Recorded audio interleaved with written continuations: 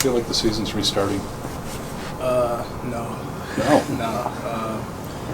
I think our bye weeks are kind of a little tough just because we have camp practices. So it's not really like we have a complete week off.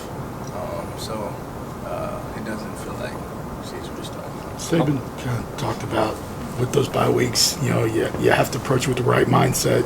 Some players do, some players don't, especially when it comes to the younger ones. Did you see some of them adjusting the right way, and then were there others you had to kind of push along a little bit more? Yeah, I feel like during the bye weeks it's always kind of tough for everybody, just because we don't really have a game to prepare for, and there's nothing to kind of look forward to on the weekend.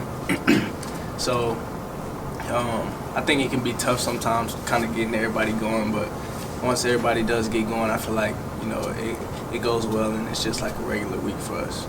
How would you assess yourself through 5 games? Huh? How would you assess yourself through 5 games? 5 through 5.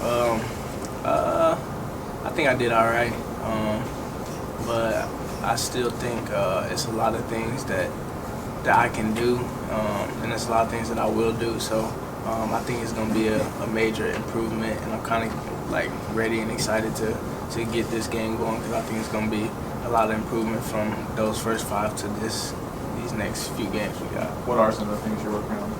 Everything from top to bottom. I feel like there's a lot of my game that I haven't shown that I will show. So as long as I get the opportunity to do that, that's what I'm gonna do. What do you remember about Kellen Moore, the quarterback at the He's a good QB. He can throw, he can scramble, he can make plays on his feet, he can extend the plays. And I've always thought he was a good QB. I've watched his other games. He has his moments where he might struggle a little bit, but I think every QB has those moments where they struggle. But I feel like with him, he always plays well, and he never is afraid to not throw the ball. He'll keep throwing it no matter if he's having a bad day or a good one. So we definitely respect him, and we know what he can do. What lessons did you learn from Plumlee 2 weeks ago that you could apply to Mom in terms of his mobility? Oh, yeah, he was nice. I thought he was really good. I wasn't really expecting him to be what he was and how he played, just because he was younger, and I hadn't really seen too much on him. But he's gonna be the truth in a couple of years, or really in a year or so. He still got.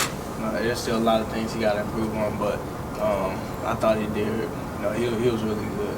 How does a mobile quarterback affect your thought process when you're deep playing coverage?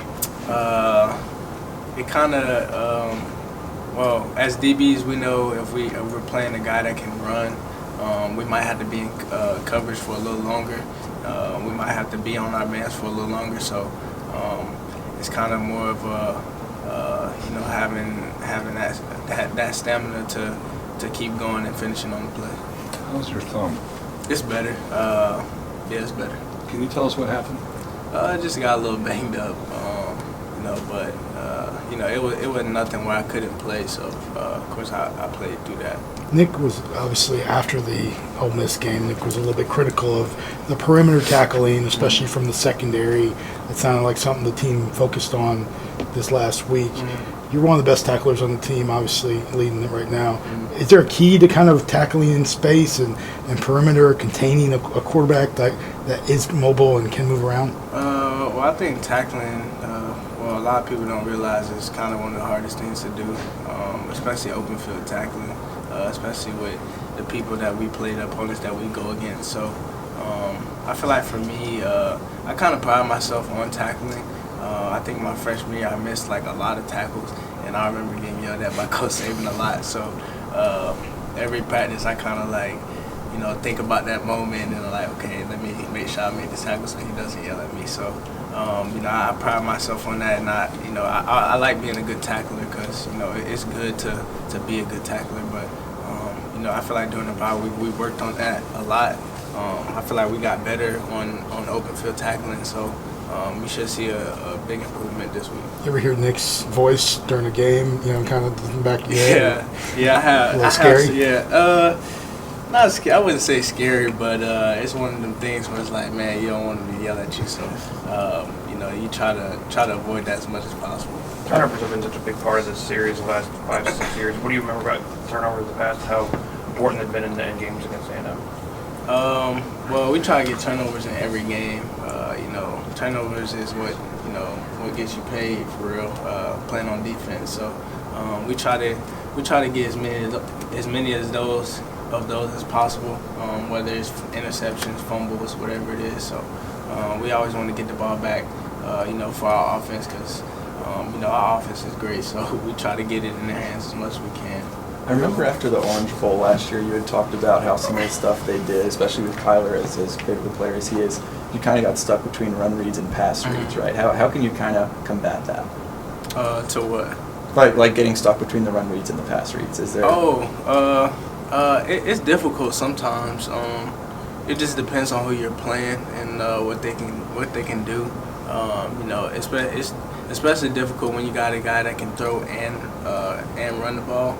So sometimes it could be a little difficult, but I just try to find ways to get them to do either one or the other instead of giving them the choice to do both. So You obviously Final played. two questions. If you know a quarterback's on the run, do you have to fight an instinct to stay with your man?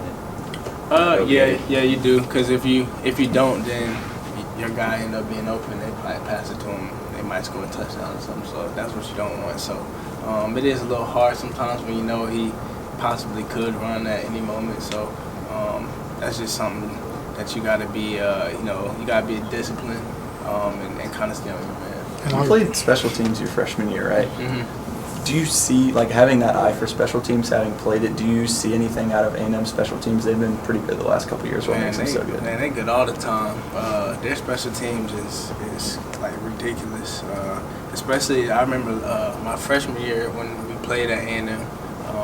I don't know his name. I don't even know if he's still there, but he was number 12 then. He had the long hair. I thought that dude was like crazy good on special. Like that was the best special teams player I've seen in a long time. So, that's. I think they pride themselves on special teams, and I think they do a really good job of executing on special teams. You obviously play in the money spot. You play around the line of scrimmage. Talking to Raekwon, what's the key to kind of containing a quarterback and not allowing them to escape when you're trying to provide pressure? Like, when you're in dime and you're at the money, what's the key there? I think a lot of the times, like if you think you can make the play, I think you should do it. I don't think like you should hesitate, because if you hesitate, that's a lot of times that's when they do get out of the pocket and start to run. So I feel like that's a huge key to it. Or if you don't feel like you can make the play, then do your job. And if you do your job, then everything should be pretty successful. Thank you. Thank you very much.